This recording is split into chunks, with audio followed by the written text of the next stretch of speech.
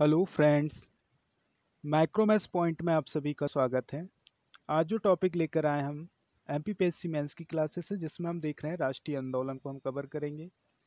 राष्ट्रीय आंदोलन से देखो अभी तक जो क्वेश्चन पूछे जा चुके हैं या जो क्वेश्चन आते हैं, ठीक है। एक तो क्वेश्चन पूछा गया था कि जो राष्ट्रीय आंदोलन का प्रथम चरण है, ठीक है, वो कब से प्रारंभ हुआ था? 1885 से लेकर 1905, ठीक है।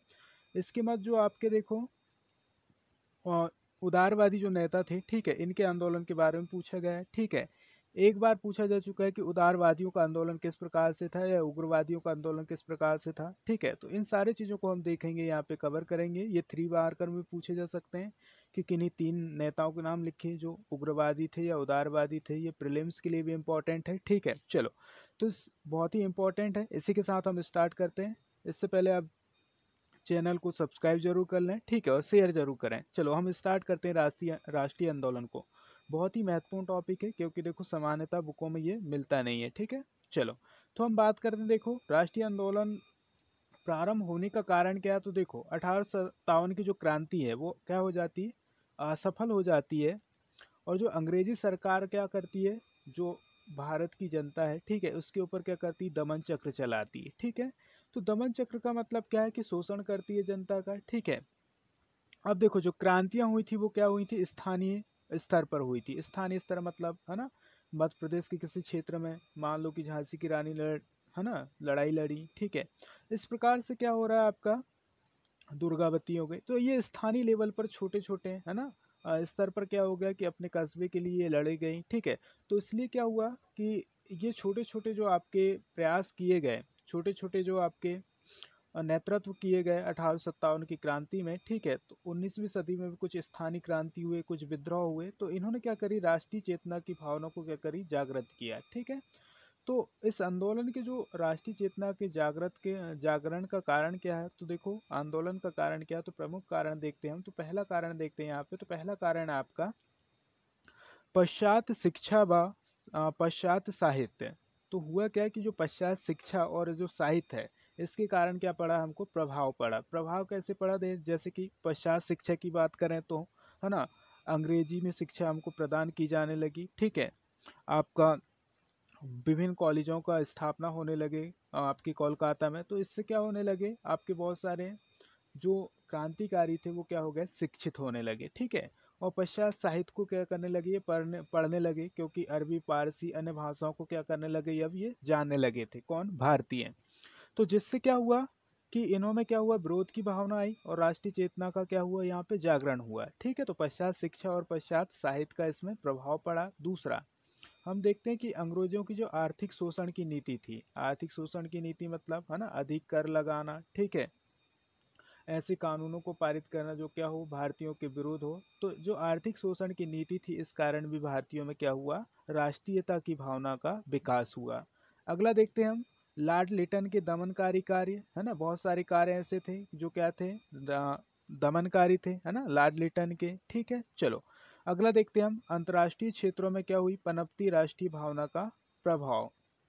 जैसे कि आपका रूस हो गया, जर्मनी हो गया, इनमें क्या हो रही थी, क्रांतियां चल रही थी, ठीक है। तो जो अंतर्राष्ट्रीय स्तर पर, जो अंतर्राष्ट्रीय क्षेत्रों पर क्या हो रहा था, हमारे राष्ट्रीय भावना का क्या हो रहा था, मतलब प्रभाव पड़ रहा था, है ना, भारतीयों पर। चलो अगला देखते हैं हम, अंग्रेजों की आर्थिक शोषण की नीति, है ना, और क्या हो गया, लॉर्ड लिटन का दमनकारी कार्य हो गया, है ना, अंतर्राष्ट्रीय क्षेत्रों पर पनपती क्या हो गई, आपकी भावना का प्रभाव। अगला देखते हैं हम, अंग्रेजों की भारतीयों को हे दृष्टि से देखने की नीति, है ना। हे दृष्टि से देखने की नीति मतलब क्या हो रहा था, उच्च पदों पर सिर्फ अंग्रेजों को नियुक्त किया जा रहा था, है ना, भारतीयों को सिर्फ निचले पदों पर रखा जा रहा था, ठीक है। और आपकी न्याय प्रणाली, ठीक है, न्याय प्रणाली मतलब क्या है कि किसी भी भारतीय जज को जो अंग्रेज है उनके मुकदमे सुनने का अधिकार नहीं था, ठीक है। इसी के साथ क्या हो रहा था, यातायात व संचार का विकास हो गया था। जब देखो यातायात और संचार का मतलब विकास हो जाएगा तो क्या होगा, इससे भी क्या होगी, राष्ट्रीय भावना का क्या होगा, जागरण होगा। क्योंकि व्यक्ति क्या होगा, एक दूसरे से मिलेगा, एक स्थान से दूसरे स्थान पर जाएगा, तो इससे भी क्या हुआ, राष्ट्रीय चेतना का क्या हुआ, विकास हुआ। समाचार पत्र पत्रिकाओं का प्रभाव पड़ा, पश्चात विचारकों का प्रभाव पड़ा, ठीक है। तो इस प्रकार से क्या हुआ, भारत में भी राष्ट्रीय जागरण या राष्ट्रीय चेतना का विकास हुआ।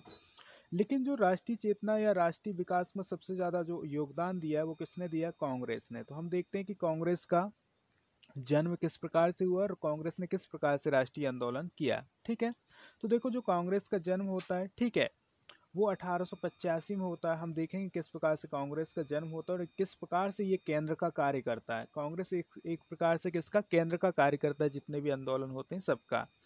तो सबसे पहले हमारे यहाँ पे जो एक संस्था बनी थी वो बनी थी राजा राम मोहन राय के निर्देशन में बनी थी। ठीक है, ये प्रथम संस्था थी भारत की। ठीक है, और इसका नाम था क्या? बंग भाषा प्रकाशक सभा, और ये बनी थी 1836 में, है ना। क्या था? बंग भाषा प्रकाशक सभा, और ये बनी थी 1836 में। इसका कार्य क्या था? तो देखो, अंग्रेजी सरकार की नीतियों की ये क्या करती थी? समीक्षा करती थी, है ना। क्या करती थी? समीक्षा, और सुधार हेतु सरकार को क्या करती थी? ध्यान आकृष्ट करती थी कि भाई इसमें क्या सुधार किए जाने चाहिए। ठीक है, चलो।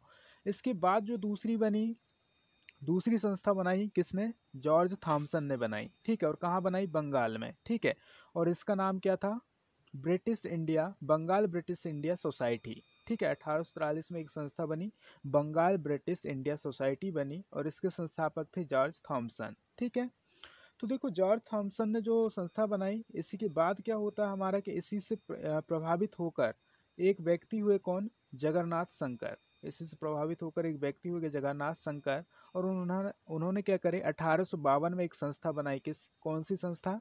बम्बई एसोसिएशन की स्थापना की। ठीक है, और ये भी क्या करती थी? अंग्रेजी सरकार को समय समय पर, है ना, ज्ञापन देना था इनका काम। जनता के कष्टों को बताती थी और नीतियों से अवगत कराती थी कि कौन सी नीतियों से क्या समस्याएं हो रही हैं। ठीक है, चलो अगली बात करते हैं। फिर ऐसे ही समय बढ़ते जाता है। 1875 में इंडिया लीग की स्थापना होती है, और इसकी स्थापना कौन करता है? शिशिर कुमार घोष जी करते हैं। ठीक है, ये क्या कहते हैं कि नागरिकों में राष्ट्रवाद की भावना जागृत करना इसका उद्देश्य था इंडिया लीग का। ठीक है, और राजनीतिक शिक्षा प्रदान करना। ठीक है, तो इसके बाद जो अगली आपकी संस्था की स्थापना होती है वो इंडियन एसोसिएशन की स्थापना होती है, और ये 1876 में होती है। कौन करता है? सुरेंद्र नाथ बनर्जी करते हैं, है ना। इंडियन एसोसिएशन की स्थापना करते हैं ये। ठीक है, 1876 में। ठीक है, इसके बाद क्या होता है? 1884 में एओ हुम के द्वारा, ये कौन है? तो अवकाश प्राप्त एक अंग्रेज अधिकारी हैं। ठीक है, एक ये संस्था की स्थापना करते हैं। कब? ये 1884 में। इसका नाम क्या है? Indian national union. क्या नाम है इसका? इंडियन नेशनल यूनियन की स्थापना करते हैं ये। ठीक है, और इसका एक अधिवेशन बुलाते हैं 1885 में। कहाँ? पूना में। पूना में अधिवेशन बुलाते हैं, लेकिन होता क्या है कि पूना में बहुत ज़्यादा हैजा फैला हुआ होता है। ठीक है, और बहुत ज़्यादा हैजा फैला होने के कारण क्या करते हैं, इस जो आंदोलन है, इस आंदोलन अधिवेशन को कहाँ कर दिया जाता है आयोजित? बम्बई में किया जाता है। कब? दिसंबर 1985 में।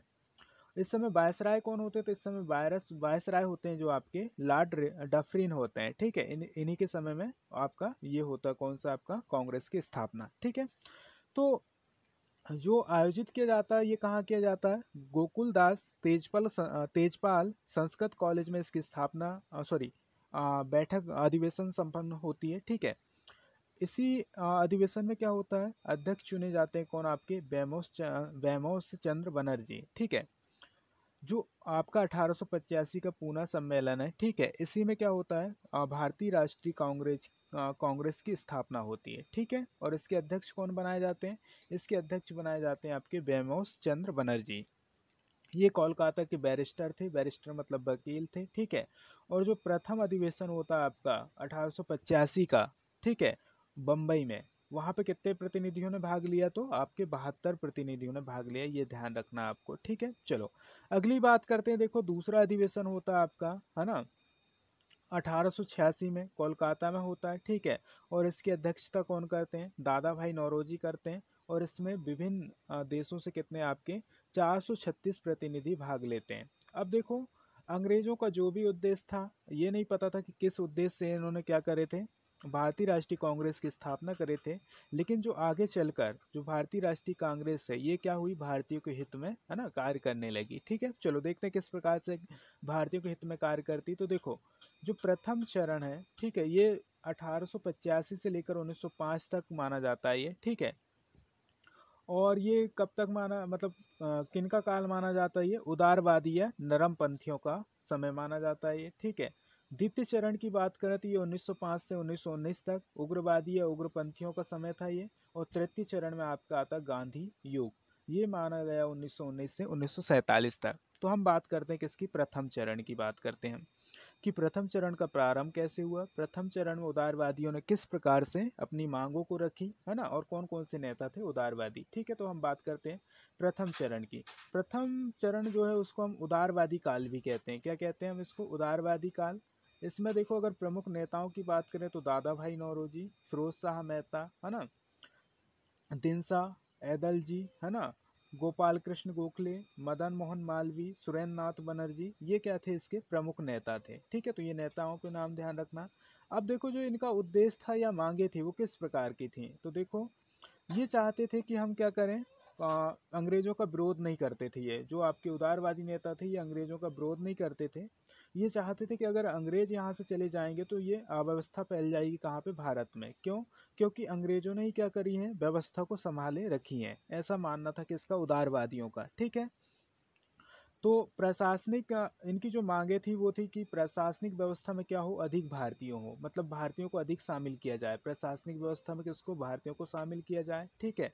वित्तीय नीति में सुधार किया जाए, आम जनता के लिए शिक्षा का प्रबंध किया जाए, कृषकों की स्थिति में सुधार की जाए, ठीक है। और जो आपका कार्यपालिका है वह न्यायपालिका है, इसको अलग किया जाए, है ना। क्या किया गया कि कार्यपालिका और न्यायपालिका का पृथक्करण किया जाए और प्रेस की स्वतंत्रता प्रदान की जाए। ये मांगे थे किसकी? आपकी उदारवादियों की।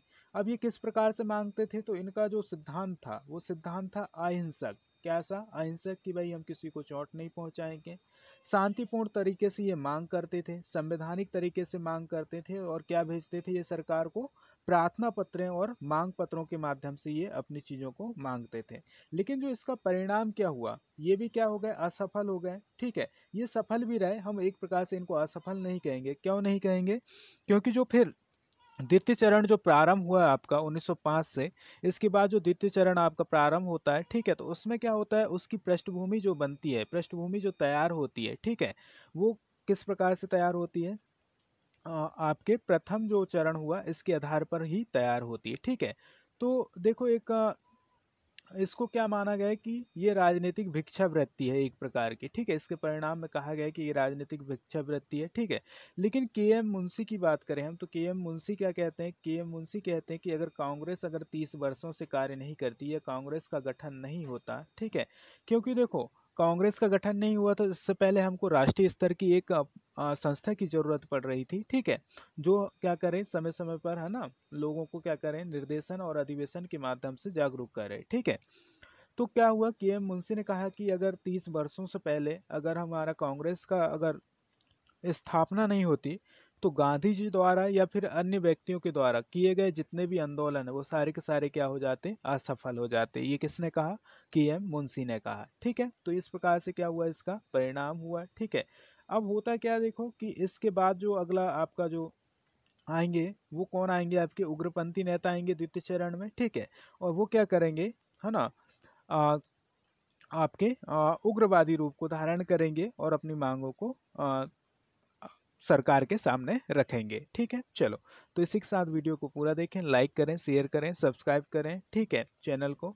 और इसी के साथ अगली वीडियो आपके साथ जरूर लेकर आएंगे। थैंक यू, धन्यवाद।